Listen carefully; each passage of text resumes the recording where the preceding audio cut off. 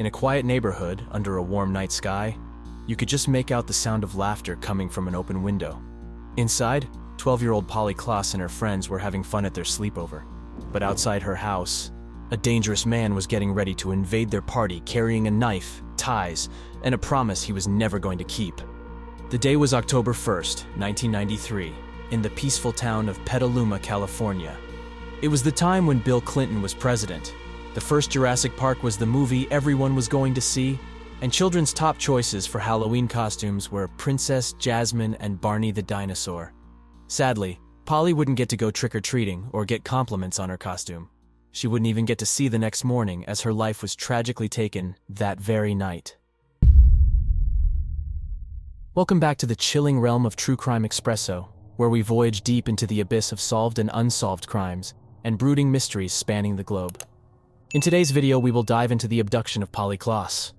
Join us as we pull back the curtains on the tragic sequence of events surrounding the vanishing of the 12-year-old girl. We'll explore how this case was finally solved, how the killer was finally arrested, and how this tragedy changed the entire world forever. Polly Klaas, born on January 3, 1981, in Fairfax, California, had a passion for singing and acting from a young age. At the age of 12 in 1993, Polly lived in Petaluma, California, with her mother Eve and her younger sister Annie. Although her parents, Eve and Mark Klaas, had divorced when she was very young, Polly maintained a regular connection with her father. Petaluma, a tight-knit community in Sonoma County, was home to just over 43,000 residents. It was a place where everyone knew each other, boasting a low crime rate in 1993, a trait that remains unchanged today. Until that one incident, which particularly changed the lives of the Klaas family. On the night of October 30th, 1993, 12-year-old Polly was enjoying a slumber party with her two friends Jillian and Kate at her home on 427 4th Street in Petaluma, California. The girls were having lots of fun with snacks, games, dressing up, and laughter. At around 9:45 p.m., Polly's mom, who had a headache, asked them to keep it down. She took medicine for her headache and went to sleep. Polly's little sister was already in bed down the hall. At around 10:30 p.m., Polly opened her bedroom door to get some sleeping bags, when she noticed a strange, bearded man with a knife and a duffel bag was standing in the hall. The girls were confused and caught off guard and wondered if it might be a sick joke, some kind of prank, but it was all too real. He assured the frightened girls he did not want to harm them and that he was only after money. He then bound Polly's friends, shrouding their heads with pillowcases and telling them to count to 1,000. He then forcibly abducted Polly. Not long after, Jillian and Kate managed to free themselves from their restraints and wake up Polly's mother, Eve, from her sleep. Eve then quickly called the Petaluma police. In the 911 call, Eve sounded groggy and half asleep as she explained that a man had broken into their house and taken her daughter. She quickly became more alert and panicked, realizing that Polly was nowhere to be found. When the Petaluma police arrived at Polly's room, they found it in a chaotic state. There were pillowcases thrown around and pieces of fabric and electrical cord used to tie up the girls. The police immediately began collecting evidence and reached out to the FBI for help. Special Agent Eddie Fryer took charge of Polly's case. He knew from years of experience that stranger abduction cases are a rare and dangerous type of kidnapping. The ticking clock is your worst enemy when a child is taken. To speed up the investigation, Jillian and Kate sat down with a sketch artist for a few hours. They did their best to describe the man who had shattered their world and kidnapped their friend. The police couldn't find any fingerprints in Polly's room, so they turned to the FBI, who had more advanced tools.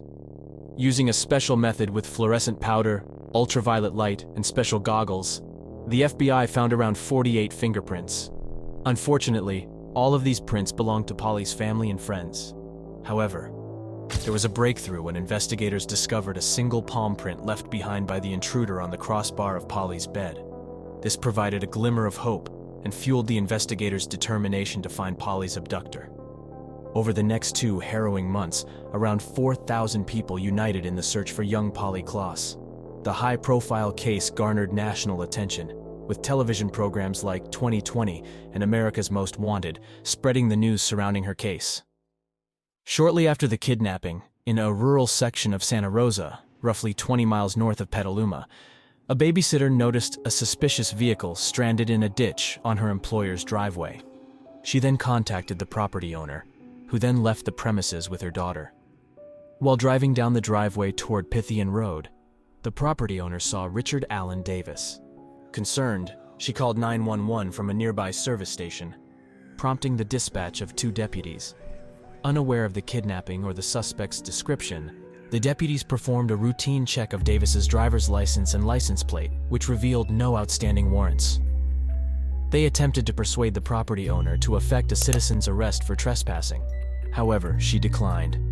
After the deputies called for a tow truck to get Davis's car out of the ditch, they searched it but didn't find anyone else inside. They noticed an open beer container, but since Davis wasn't driving, it wasn't illegal.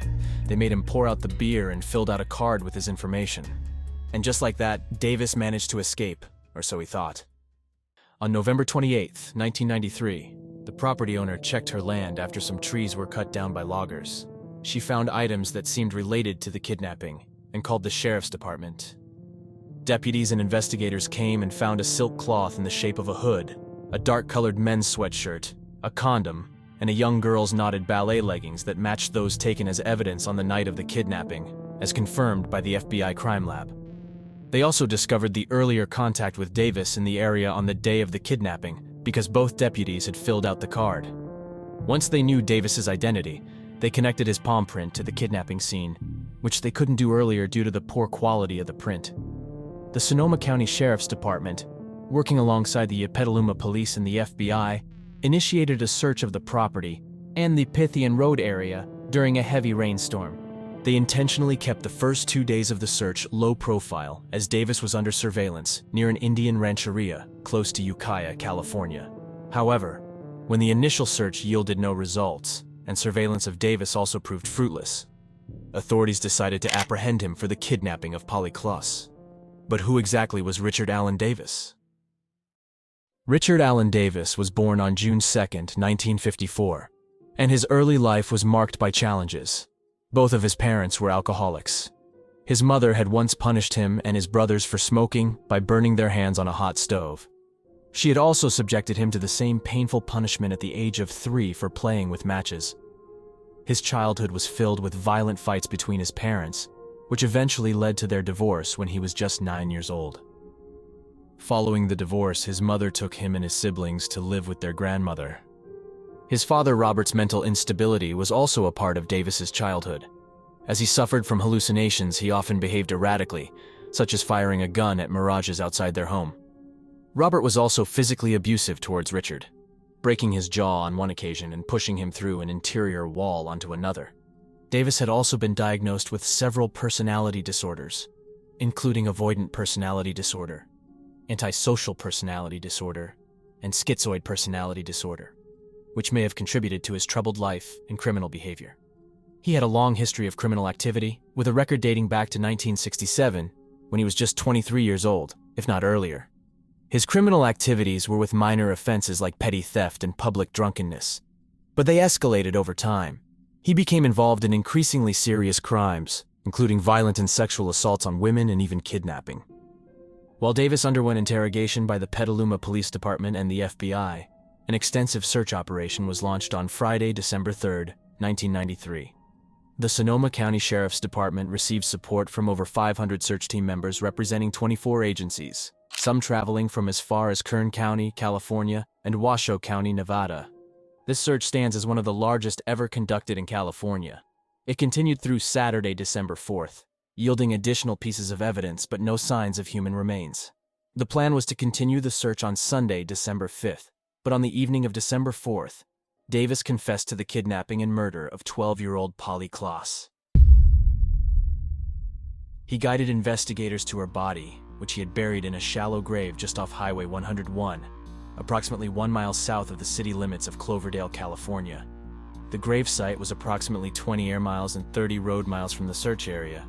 Despite Davis's admission to strangling Polly, he remained reluctant to provide investigators with a timeline of events starting from October 1st. Investigators suspected that his reluctance stemmed from his fear that the people who had seen him on that night might contact the sheriff's department.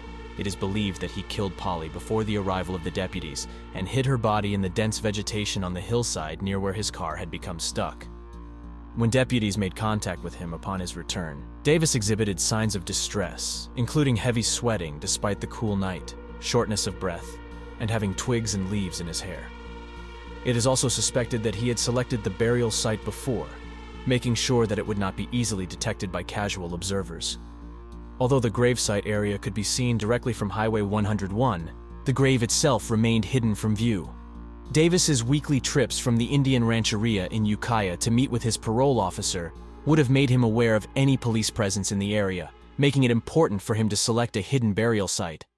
After a lengthy and tumultuous trial, Richard Allen Davis was found guilty on June 18, 1996, of first-degree murder with 4 special circumstances: robbery, burglary, kidnapping, and attempted lewd act on a child in the death of Polly Klaas. A San Jose Superior Court jury delivered a death verdict. During his formal sentencing, Davis incited national outrage by taunting the victim's family, making weird gestures at a courtroom camera. He also made false claims about Polly's last words, suggesting her father had molested her.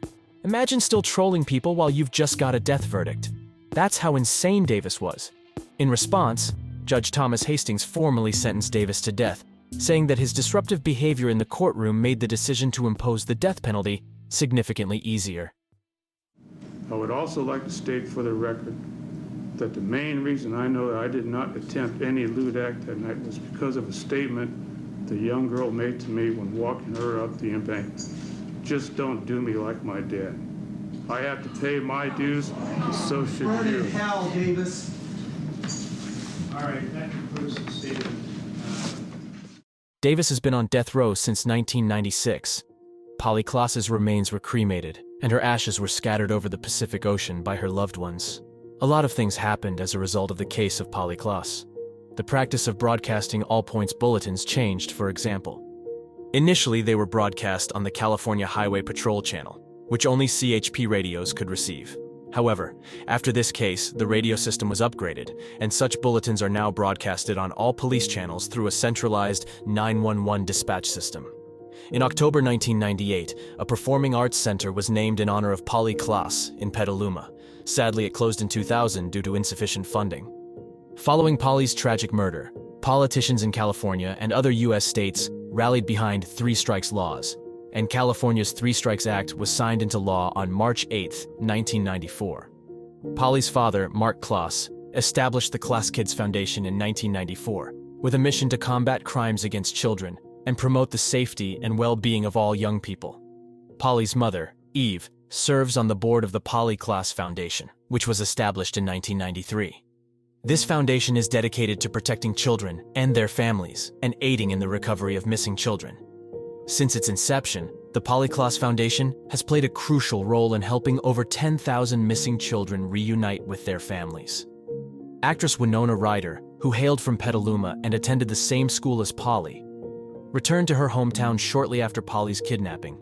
She made a heartfelt appeal for everyone to assist in locating Polly and encouraged anyone with information about her whereabouts to come forward. As we reflect on the heartbreaking and tragic story of Polly Klaas, it raises questions about how one can keep their young children safe. What can we do to make sure we make this world a safer and brighter place for our children to grow up in? One can't imagine the amount of terror in young Polly's heart as this was happening. Rest in peace, Polly. Your memory will always live on. Let us know your thoughts down below.